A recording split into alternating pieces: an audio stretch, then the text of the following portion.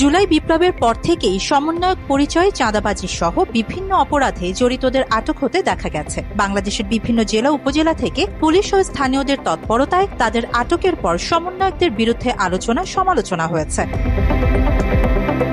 তবে গত ১৯ মার্চ চট্টগ্রামের ইপিজেড থানা এলাকায় সমন্বয়ক পরিচয় দিয়ে চাঁদাবাজি করার সময় আব্দুল কাদের ইমন ও আসাদুজ্জামান রাফি নামের দুই যুবককে আটক করে পুলিশের সোপর্দ করেছে স্থানীয় জনতা।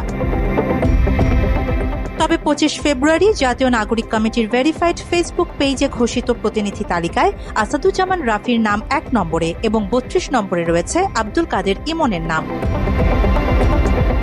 সম্প্রতি সমন্বয়ক পরিচয়ে নয়, জুলাই আন্দোলনে অংশ নেওয়া শিক্ষার্থীদের অনেকের বিরুদ্ধে চাঁদাবাজি সহ বিভিন্ন অপকর্মে লিপ্ত থাকার তথ্য পাওয়া যাচ্ছে। দেশের বিভিন্ন জেলায় চাঁদাবাজি সহ নানান অভিযোগে আটকও হচ্ছেন তারা।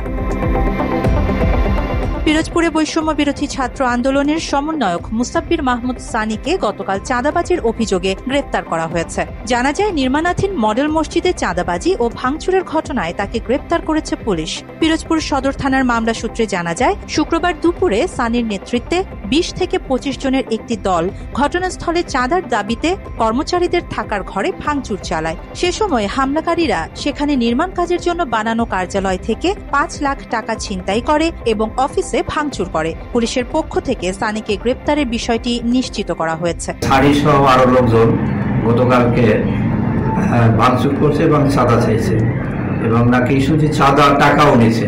এই সংক্রান্ত একটা মামলা হয়েছে থানায় এবং সানি সহ আর একজন তার সহযোগী একজনকে গ্রেপ্তার করা হয়েছে।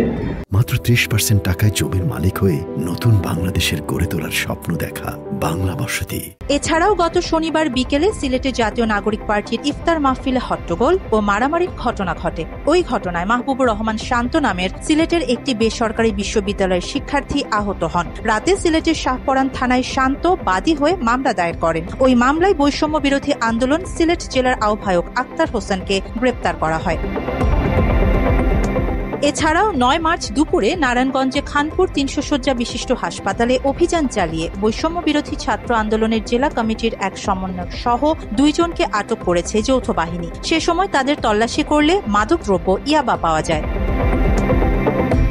পরে নারায়ণগঞ্জ সদর মডেল থানার ভারপ্রাপ্ত কর্মকর্তা নাসির উদ্দিন জানান, জিদান আগে রং মিস্ত্রির কাজ করতেন। বৈষম্য বিরোধী ছাত্র জনতার আন্দোলনের সময় তার পিঠে ছড়া গুলি লেগেছিল। এরপর থেকে জিদান সমন্বয়ক বনে যান, তবে সে নিজে ইয়াবা সেবন ও বিক্রি করত।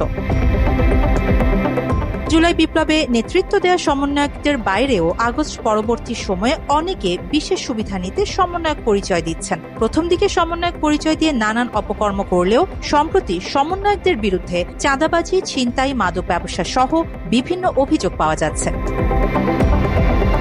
আরিবা জাহান, বাংলা এডিশন।